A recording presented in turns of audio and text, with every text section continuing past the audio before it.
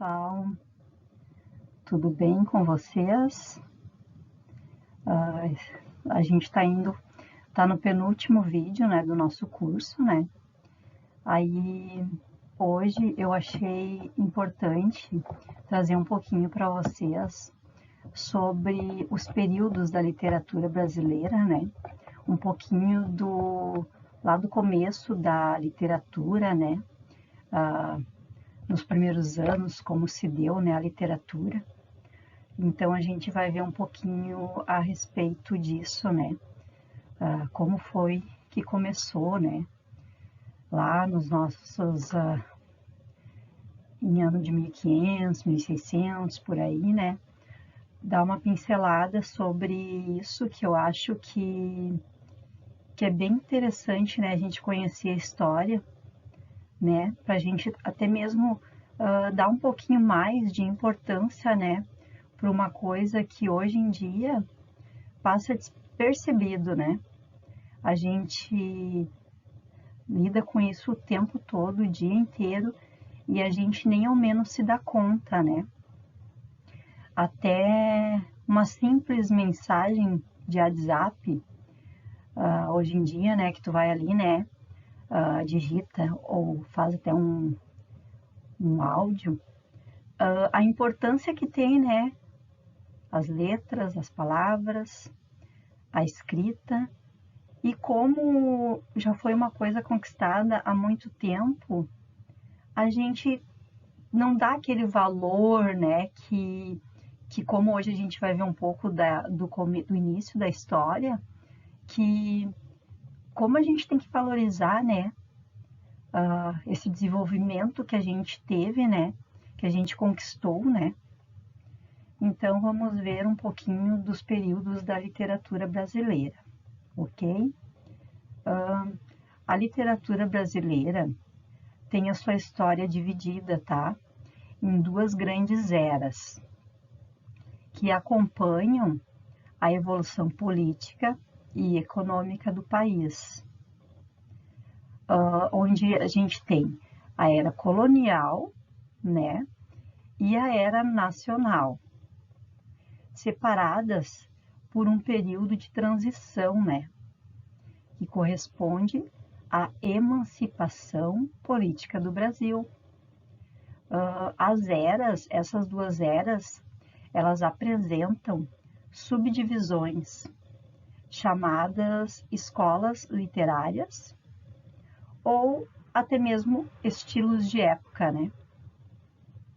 Então, a era colonial, ela abrange, né? Ela se deu o quinhentismo, né?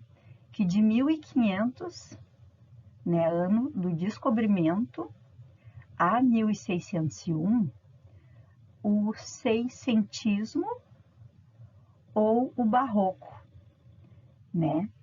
Que aí se deu, né? Continuou, né? Passou por essa transição, né? Que mais para frente a gente vai estar vendo cada um deles, tá? Uma passada, né? Por cada um deles para a gente acompanhar essa evolução, né? Da escrita, né? E o barroco, então, seguindo depois do quinhentismo, ele teve início ali em 1601 a 1768, né? Então a gente está falando de muita coisa atrás, né? E é importante, né? Aí o setentismo ou arcadismo, que veio em seguida, de 1768, desculpa, 1768 a 1836, tá? Esses três períodos, quinhentismo, né? Em seguida o barroco e em seguida o arcadismo, isso tudo se deu na era colonial, tá? Eu vou tentar trazer para vocês, né? Um pouquinho de cada um, né? Uma breve revista, né? Nesses quesitos, não sei se vai dar tempo da gente ver tudo, mas um pouquinho de cada um a gente vai estar vendo. E a era nacional, né? Por sua vez, nesta era, envolve o romantismo, né? De 1836 a 1881.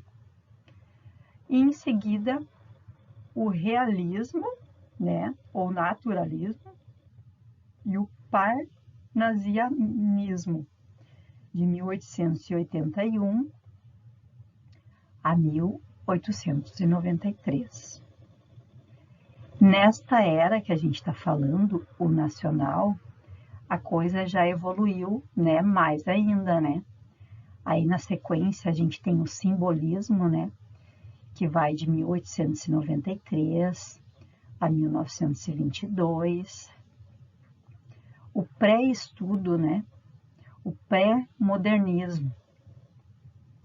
A partir daí, o que está em estudo aí é a contemporaneidade da literatura brasileira, né? Então, a partir daí, a gente começou um pouquinho a falar em modo contemporâneo, né? Vamos ver o que a gente tem a seguir. Então, aqui, ó, eu trouxe para vocês, né, uma obra narrativa, né? Então, ela pode ser classificada em contos, romances, a gente tem as novelas, poemas épicos, ensaios, fábulas e crônicas, né? Que também a gente vai estar entrando um pouquinho em cada um, né? Tem muitos ali que a gente, né, associa, já olha para a palavra e já consegue associar ao que se refere, né? É bem fácil, né, da gente estar fazendo isso, né? Então, a gente vai fazer a classificação, né, de outros tipos de textos literários. A gente também tem, né, que nem existe, nossa, muitos de tipos de textos literários, né? A gente vai estar vendo, classificando eles, né? Sátira, né? Sátira é caracterizado pela crítica indireta a uma pessoa ou um fato, tende a ridicularizar pessoa ou uma situação, né? A piada pode ser considerada, né, um exemplo aqui, né, uma sátira, que quase as mesmas características, né? É uma indireta, uma pessoa, um fato, né? Uma ridiculação, né? Feita por alguém ou por algo, né? Então aí a gente pode estar chamando aí, né, a nossa mais conhecida piada como também uma sátira. E a gente tem o texto literário elegia. Este é um termo muito pouco utilizado, né? E o foco central desse tipo de narração é exaltar a morte, né? Então, aí é um termo que a gente dificilmente as pessoas conhecem, né? Porque muito menos falado, né? Então, a gente sempre acaba falando em morte, né? E desconhece este outro tipo de texto literário, né? Que é a elegia. A obra de William Shakespeare, Rohan e Ufa, é que representa melhor esse estilo, né? Daqui a pouco, por uma mera curiosidade, né? Se alguém, né? Né? Fiquei curioso, né? Daqui a pouco posso, que nem a gente conversou, vou começar a usar essa palavra, né? Aí, eu começando a usar essa palavra, que agora, né? Eu sei o que ela, né, quer dizer, certamente quando eu pronunciar ela numa situação, né, num, num diálogo, provavelmente a outra pessoa vai questionar, né? Nossa, mas o que é elegia, né? Aí a gente já pode estar aí, né, passando adiante, né, para essa pessoa daqui a pouco também vai despertar curiosidade, vai, né, achar muito importante, né, tá conhecendo, né, essa outra palavra, né, e daqui a pouco a gente consegue, né, aumentar o vocabulário, tanto nosso quanto de outras pessoas, né, que isso é muito importante, né, é progresso para todo mundo, né. Então, tá aí uma boa oportunidade, né. Então vamos para a tragédia. Nossa, essa então a gente é uma palavra muito usada, né? Principalmente nos dias de hoje, né? Nas redes sociais, né? É muito usada, né? O objetivo, né, da tragédia é contar um fato trágico, né? E fazer nascer no leitor a compaixão, né, pelos personagens e medo da história. Então, né, essa palavra, ela abrange muita coisa, né? Ah, olha quanta, né, tragédia, né, notícias desagradáveis, né, que a gente escuta todo dia, né? O tempo inteiro, né? A gente nem consegue, a gente nem tem acesso a toda a informação que é produzida durante o dia, né? A respeito, né, desse termo, digamos assim, né? A gente não consegue acompanhar, porque é muita tragédia, né?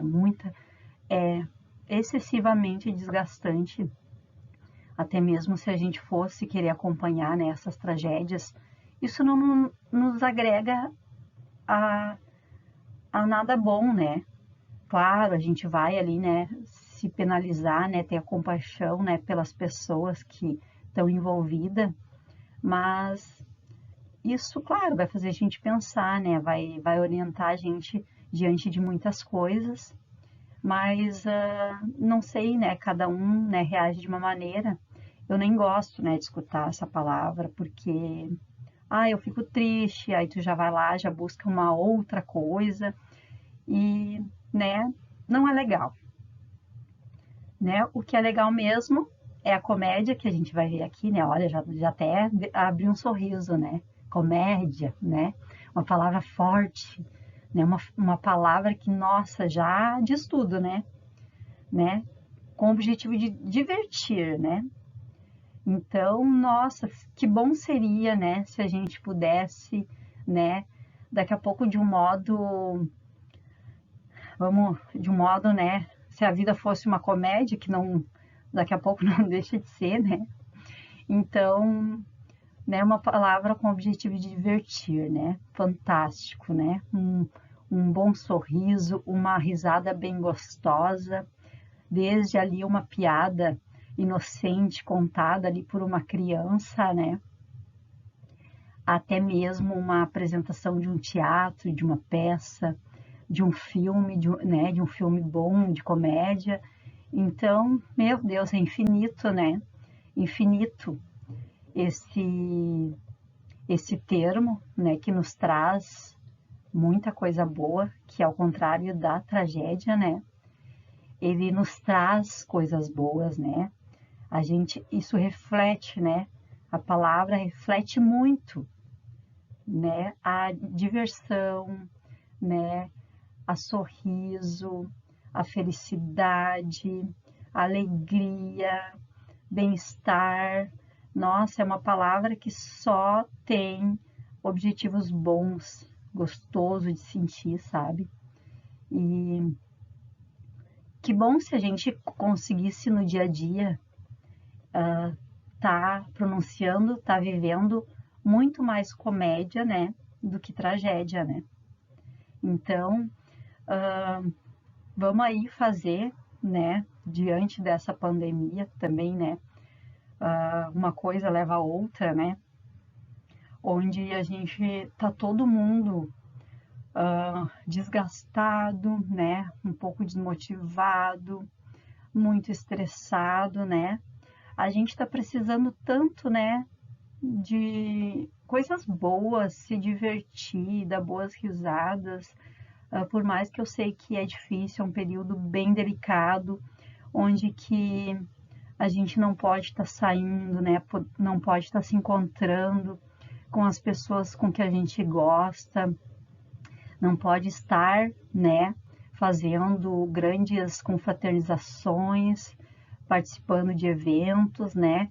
Tudo isso que de 1 ano e meio para cá a gente teve que deixar de lado, né, para se prevenir, para se cuidar, né, para tentar passar ileso, né, por esta pandemia, né, passar ileso sem contrair este vírus, né, que para muitas pessoas é fatal, né, infelizmente muitas, né. Neste caso, o muitas ele pesa bastante também, né, porque a gente perdeu muita gente, né. Então, e cabe a cada um de nós, né? Ai, não dá para se ver, não dá para se abraçar, não dá para fazer festinhas, confraternizações, grandes eventos. Ah, mas a gente pode ali, ó, mandar uma mensagem alegre, uma mensagem motivadora, uma piadinha, uma coisa gostosa que vai estar fazendo do dia de uma outra pessoa muito especial, muito alegre. Muitas vezes essa mensagem que a gente vai estar transmitindo por redes sociais, nossa, ela pode estar aí salvando o dia de muitas pessoas. Daqui a pouco aquela pessoa está tendo assim um dia terrível, terrível, né? Ai, tudo dando errado, né? Acorda atrasado, sai correndo, aí perde ônibus, perde trem, né? E que deixa a pessoa chateada, né? Que já não. O dia parece que já fica bem enrolado, né? Então, daqui a pouco, num minutinho que ela vai estar ali vendo ou ouvindo aquela mensagem, já pode mudar totalmente aquela situação. Já pode direcionar aquela situação e o dia da pessoa em coisas boas, em alegria, em felicidade, né? E cada um de nós pode estar fazendo isso, né? Pelo menos o meu dia, ele já foi salvo por muitas e muitas pessoas, né? Por muitas e muitas mensagens, até mesmo bom dia, né? O dar bom dia, né? O saudar as pessoas, isso é fantástico. Quanto mais a gente pronuncia essa palavra, mais coisas boas reflete na gente, né? Mas é claro que tem que ser sincero, né? Tem que ser aquele bom dia, boa tarde, boa noite, olá, como você está? Um oi, né? Que nós usamos muito mais, né? Mas que seja aquela palavra pronunciada com expectativa, com esperança, com bem-estar, que seja pronunciada de uma maneira saudável e jamais de uma coisa forçada, assim, ai, bom dia, sabe? Ai, como isso desagrada, né? Escutar um bom dia, tipo assim, ó, sai daí, sabe? Aquela pessoa já mal-humorada, aquela pessoa de mal com a vida, de mal com o mundo, sabe? Que não está aberta a nada, né? Claro que vai ter algum momento que a gente vai passar por uma situação dessa, mas que a gente não se deixe, não se permita passar isso adiante. Porque se o teu dia, se o meu dia não está agradável, não tem problema, não tem problema nenhum. Só que não vamos discernimar esse sentimento para mais pessoas, né? Vamos só praticar o bom senso de não estar envolvendo mais pessoas no teu dia ruim, né? E ao contrário, né? Tentar superar, tentar seguir, tentar melhorar, né? As situações e tentar aí atrás de uma diversão, né? De uma boa risada, de uma boa conversa, né? Enfim, tudo que agrega. Olha quanta coisa a gente, né, consegue falar dessa palavra maravilhosa, né? Poderia ficar aqui o dia inteiro falando para vocês muita coisa boa, né? Que tudo isso que a gente falou e mais um montão de outras coisas que não vai dar tempo da gente falar, agrega essa palavra, né? Então, vamos aí, né? Tá fazendo dos nossos dias e com certeza dos dias das pessoas que nos cercam, feliz, divertido, alegre, prazeroso, né? Não fazer de um dia um fardo, né? Mas sim um prazer. Nossa, hoje, né? Eu posso fazer muito, né? Esse meu dia pode ser, é eu que vou definir o meu dia, né? E num passe de mágica, em algum, que nem eu disse, um segundo, um minuto que tu presenciar, viver uma situação divertida, isso já vai te alegrar, já vai fazer bem, já vai melhorar o nosso dia. Tá, pessoal? Então, vamos finalizar aí a comédia. E que todos os nossos dias sejam uma comédia, tá? Só de coisas boas. Que não há coisa mais linda e mais gostosa do que um sorriso, né? E uma boa risada, né? Claro, às vezes a gente não tem uma aparência lá muito, né, agradável, né? Mas um sorriso, deixa qualquer pessoa linda, maravilhosa. Vamos lá, praticar, né? Vamos falar um pouquinho aqui do mistério, né? Aquelas histórias que prendem o leitor do princípio ao fim, né? Aquela expectativa do que vai acontecer a seguir, né? O que vai vir a seguir? Olha, né, como são as coisas, né? Que nem eu disse para vocês. Ou pode vir coisas muito boas, ou pode vir coisas não tão boas, pode vir situações agradáveis, mas a gente que acaba definindo, né? Como diz o velho bom ditado, de um limão a gente pode estar fazendo uma limonada, né? É a gente que define isso. Muito difícil enxergar isso, muito difícil.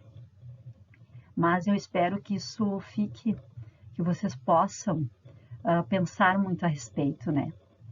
Que a situação ruim, né, sempre nos traz algo bom depois, nem que seja uma reflexão, né, sobre aquele episódio ruim que a gente tem passado. E o mistério pode ser terror ou somente um suspense, né? A gente pode estar usando dessas duas maneiras, né? O romance policial, né? Quando crimes estão ligados à história central, né? Etc, né? Então aí a gente tem infinito, né? Tipos de textos literários, né? Muito bom de falar sobre esses tipos de textos literários, né? Nos agrada bastante, né? Vamos para o próximo slide. O romance aqui, né? Vamos falar um pouquinho, né? Por exemplo, né? É uma história completa, com a vida de personagens que de alguma forma se entrelaçam e no final cada um encontra o seu caminho, né? Apesar de não ser uma história real, ela é baseada numa vida, né? Na vida. Então, tá aí, né? É muito bom assistir um romance, ler um romance, né? A fábula, né? Também uma pouco usada, né? No nosso dia a dia, no nosso vocabulário, né? Nos nossos diálogos. A fábula está dentro da literatura infantil. Ela traz histórias de um mundo fantástico. Nossa, fabuloso, né? De um imaginário sem fim. que pode ir o mais longe que quiser da vida real, né? Algo fabuloso, né? Que a própria palavra nossa nos enche, fabuloso, né? Pode também ser um objetivo final, que através da fantasia deixa para nós uma lição moral, tá? A narrativa feita em conto, não, desculpa, a narrativa feita em versos, né? Épico, como foi dito anteriormente, pode ser representada por grandes clássicos, né? Por exemplo, os Lusíadas de Camões, né? Aí, né, uma outra dica, né, daqui a pouco, para estar despertando a curiosidade de vocês, né, e tá indo atrás, né, conhecer, agregar palavras ao vocabulário, agregar situações, né, conhecimento, né, gente, vamos levar para nós, para a vida, né, conhecimento. Tudo que a gente viu, né, nesse nosso curso, né, o objetivo do nosso curso é este, né, conhecimento que está em nossas mãos. Já quando falamos de um conto, estamos nos referindo a breves histórias, né? Como aquelas de folclores, consideradas contos populares, né? Quando a linguagem do livro é coloquial e faz uma narração do cotidiano, pode ser classificada de crônica, né? A crítica e o humor são dois elementos muito usados nesse tipo de texto literário, né? Também, né, a gente não faz parte do nosso... não é que não faça parte, a gente não faz com que ele faça mais parte do nosso vocabulário no nosso dia a dia. Alguns textos também são classificados como ensaio, porque eles são curtos, com estilo poético, ou podem ser didáticos. A ideia do autor, neste quesito, é expor aquilo que pensa, né? Fazendo críticas, reflexões sem formalidades, mas com o compromisso maior com a sua própria opinião, né? Os temas dos ensaios podem ser os mais variados possíveis, né? Desde social, moral, cultural, comportamental, político e etc, né? Então, aí, né, eu gosto bastante, né, desses textos, porque realmente eles são a ideia do autor, né?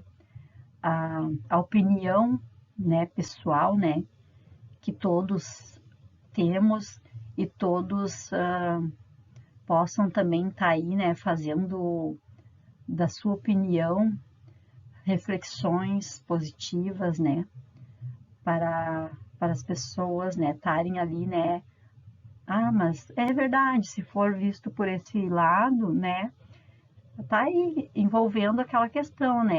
É uma coisa ruim? Não, mas de repente não é uma coisa ruim. Vamos pensar, vamos analisar, vamos, né, refletir. O que, né? Porque tudo tem, né, a parte boa, né, a parte não tão boa, né? Então vamos tentar tirar sempre a parte boa de todas as coisas, né? Vamos lá para o nosso próximo. Aqui, né, trouxe grandes nomes da literatura infantil. Bem difícil que alguém não tem lá uma criança, né, na sua família, né, na sua casa, né, aí nossos inocentes, né, crianças infantil, né, aí aqui a gente pode estar, né, indo em busca, né, de proporcionar para eles momentos de felicidade, né? Divertidos, alegres, né? Peralt, né? Que é da história, conta a história de Chapeuzinho Vermelho, A Bela Adormecida, O Gato de Botas, entre outros, né? Grande nome da literatura infantil. Irmãos Grimm, que conta a história de Branca de Neve, A Gata Borralheira, João e Maria, entre outros. Trouxe aqui os principais, né, para vocês, né? Que são os clássicos que a gente usa, né, para os nossos pequenos, né, para as nossas crianças pequenas. Andersen, né, do Patinho Feio. La Fontaine, O Lobo e o Cordeiro. Esopo, a Lebre e a Tartaruga. O Lobo e a Cegonha. O Leão Apaixonado, entre outros.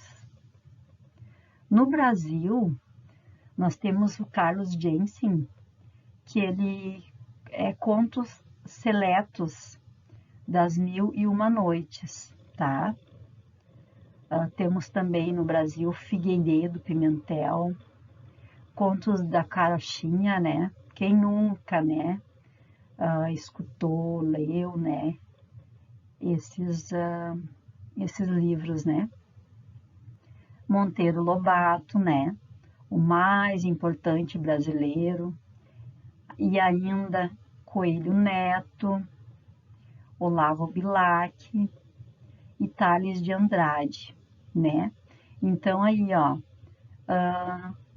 são alguns, né, literários, são algumas obras, mas se daqui a pouco a gente estiver buscando, se a gente buscar viver, né, cada dia um deles, né, uma semana, isso só vai nos trazer coisas boas, alegria para os nossos dias, fantasia, sonhos, esperança, né? Então, fica a dica para vocês, né?